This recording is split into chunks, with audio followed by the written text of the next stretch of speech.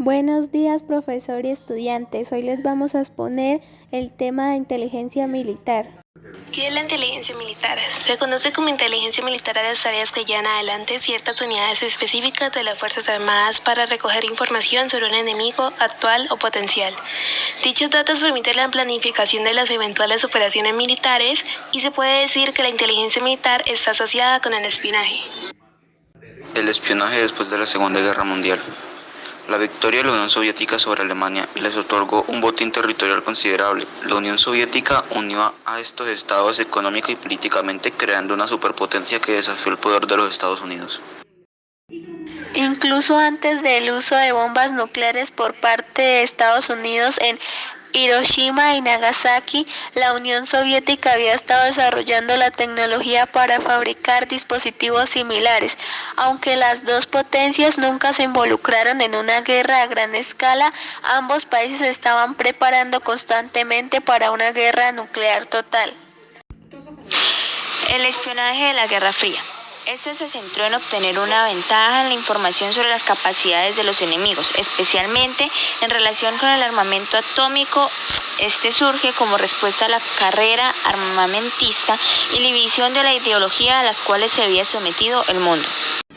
El espionaje fue una de las actividades más demandadas durante la Guerra Fría. En este enfrentamiento que tuvo lugar entre los bloques occidental capitalista liderado por los Estados Unidos y oriental comunista liderado por la Unión Soviética desde 1945 hasta la caída del comunismo entre 1989, que fue la caída del muro de Berlín, y 1991, el golpe de estado de la URSS. La información fue clave, era vital saber qué estaba haciendo el adversario y la posibilidad de utilizar la vigilancia de alta tecnología que se utiliza hoy en día no existía. En lugar de confirmar en la tecnología, los estados confiaban en espías, personas que se infiltraban en territorio enemigo o intentaban descubrir información sin ser detectadas. Las actividades del espionaje continuaban desde antes del comienzo de la Guerra Fría a finales de los años 30 y principios de los 40, hasta finales de los 60, incluso hasta hoy. Durante la Guerra Fría, ambos bloques utilizaron el espionaje y contraespionaje como principal arma para conseguir información o, en su caso, para desinformar al rival. Los dos bloques tenían agencias que correspondían a esta actividad por parte del bloque comunista. La KGB, la desaparecida, y por la parte del bloque capitalista de Estados Unidos. Aún existe. Durante la Guerra Fría se crearon 4 agencias de inteligencia: el MI6 británico, la KGB soviética, la CIA americana y la Mossad israelí. La tarea de la KGB en la Unión Soviética y los países socialistas durante la Guerra Fría era superar exhaustivamente la opinión pública, la supervisión interna y los posibles complots desestabilizadores en el bloque soviético.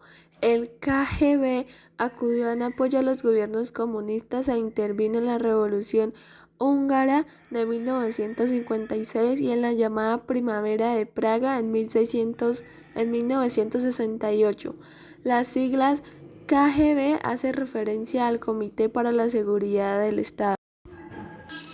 CIA. En la Guerra Fría, estas sesiones abarcan su historia desde su fundación hasta 1991. Hay que recordar que los mayores éxitos no se conocen, porque la operación más exitosa es aquella que cumple sus objetivos sin que la agencia haya sido identificada como la autora. Llegó a contar con un gran entramado de agentes. Era reconocida como la mayor pagadora y disponía de grandes incineradoras, capaces de quemar toneladas de papel al día con información innecesaria. Este también jugó un rol importante relacionado con la carrera armamentista y la carrera espacial. La carrera armamentista consistió en que las dos potencias desarrollaron el mejor armamento posible para obtener y mantener el predominio mundial en sus parques de armas bélicas, así como la expansión de sus sistemas de producción capitalista y comunista. Lo principal en una carrera armamentista no es otro sino sobrepasar a los otros países o bloques en número y calidad de armamento. Durante el tiempo que duró la Guerra Fría, desde 1945 hasta 1989, la carrera armamentista hizo crecer los complejos militares e industriales de estas potencias internacionales a niveles jamás imaginados. La URSS tenía ventaja en aviación y los Estados Unidos tenían ventaja marítima. La carrera espacial. La carrera espacial fue una pugna entre Estados Unidos y la Unión Soviética por la conquista del espacio que duró aproximadamente de 1955 a 1975. Supuso el esfuerzo paralelo de ambos países de explorar el espacio exterior con satélites artificiales, de enviar a humanos al espacio y a la superficie lunar. La URSS en 1957 realizó el lanzamiento del satélite Sputnik 1 y 2. En 1957, Lunin 2 impactó sobre la Luna y Lunin 3 fotografió la Luna y lo retransmitió. En 1961 fue el último lanzamiento de la historia de serie y Yuri Gagarin de dar la vuelta a la Tierra a bordo de Vostok. Estados Unidos en 1958 con el lanzamiento Explorer 1 y la creación de la NASA. Por supuesto, también en 16 de julio de 1969 la llegada a la Luna de Neil Armstrong y Buzz Aldrin.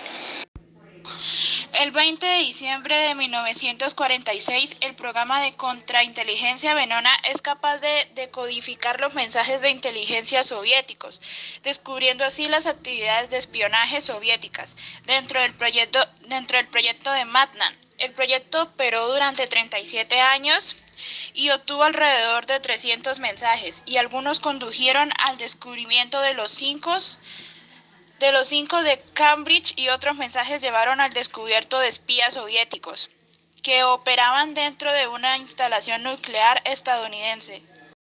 Agosto de 1955. Intercepción de comunicaciones. La operación Oro Conjunta de Estados Unidos y Reino Unido colocó un túnel debajo de la frontera en el Berlín ocupado para acceder a las comunicaciones del ejército soviético. La crisis de los misiles de Cuba, también conocida como la crisis de octubre de 1962, la crisis del Caribe o el susto de los misiles, la confrontación entre los Estados Unidos y la Unión Soviética, que se convirtió en una crisis internacional cuando los despliegues estadounidenses en misiles de Italia y Turquía fueron igualados por despliegues soviéticos de misiles balísticos similares en Cuba. El enfrentamiento se considera a menudo el más cercano de la Guerra Fría, llegó a degenerar en una escala completa guerra nuclear. En respuesta a la presencia de misiles balísticos estadounidenses, Júpiter en Italia y Turquía y la fallida invasión de Bahía de Cochinos de 1961, el primer secretario soviético Nikita Khrushchev aceptó la solicitud de Cuba de colaborar misiles nucleares en la isla para disuadir la futura invasión. Se llegó a un acuerdo durante una reunión secreta entre Khrushchev y el primer ministro cubano Fidel Castro en julio de 1962, y la construcción de varias instalaciones de lanzamiento de misiles comenzó más tarde ese verano. Mientras tanto, las elecciones de 1962 en Estados Unidos estaban en marcha, y la Casa Blanca negó las acusaciones durante meses de que estaba ignorando los peligrosos misiles soviéticos a 140 kilómetros de Florida. Cuando se informó de esto, el presidente John F. Kennedy ordenó un bloqueo naval el 22 de octubre para evitar que más misiles llegaran a Cuba. Después de varios días de tensas negociaciones, se llegó a un acuerdo entre Kennedy y Khrushchev. Públicamente, los soviéticos desmantelarían sus armas ofensivas en Cuba y las devolverían a la Unión Soviética, sujeto a la verificación de las Naciones Unidas a cambio de una declaración pública y un acuerdo de Estados Unidos de no volver a invadir Cuba.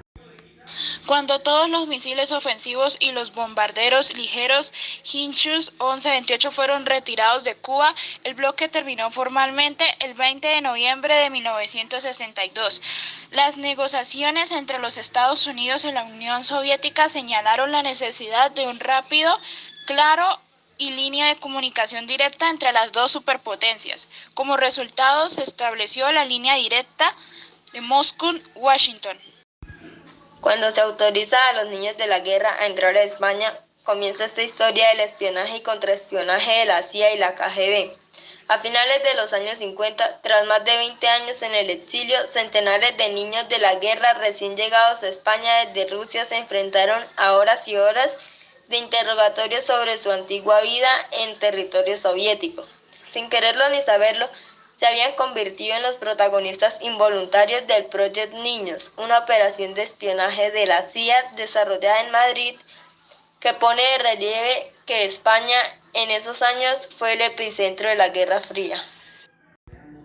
Espía atómico. La información proporcionada por los espías atómicos aceleró el desarrollo de la bomba atómica por parte de la Unión Soviética. Aunque los soviéticos recibieron cierta información, como los teoremas técnicos transmitidos por Klaus Fuchs, que se cree que podrían haber sido servido para el desarrollo de las armas nucleares, la cuestión es si el líder del proyecto de la bomba nuclear soviética, Igor Khrushchev, llegó a utilizarla. Según los informes más extendidos, Kurchatov utilizaron la información robada como comparación con su propio trabajo científico, pero no la utilizaron en forma extensa, desconfiando del trabajo de otros científicos y de la información proporcionada por el espionaje. La investigación posterior también ha demostrado que el principal obstáculo para el desarrollo de las armas nucleares soviéticas no fue una cuestión de diseño, como ocurrió con el proyecto Manhattan, sino la dificultad de conseguir materiales radiactivos, ya que la Unión Soviética carecía de depósitos de uranio como cuando comenzó su programa atómico. Confirmación del espionaje atómico fue descubierta por el proyecto Venona, que interceptó y descifró varios informes de espionaje soviéticos enviados durante y después de la Segunda Guerra Mundial. Espías atómicos destacados. Morris Cohen, estadounidense. Gracias a Cohen, los investigadores de la bomba atómica soviética recibieron montañas de documentación técnica directamente del laboratorio secreto de los Álamos. Según un artículo del periódico soviético, Morris Cohen murió sin revelar el nombre del científico estadounidense que le ayudó a transmitir información vital sobre el proyecto de la bomba atómica de los Estados Unidos. Klaus Fuchs, refugiado alemán y físico teórico que trabajó con la delegación británica en el laboratorio atómico de Los Álamos durante el proyecto Manhattan, tras la confesión de Klaus Fuchs, fue juzgado en un juicio que duró menos de 90 minutos y el juez Goddard lo condenó a 14 años de prisión, el máximo por violar el Acta de Secretos Oficiales del Reino Unido. No fue condenado por espionaje debido a la ausencia de evidencias independientes y porque en el momento del crimen la Unión Soviética no era un país enemigo del Reino Unido.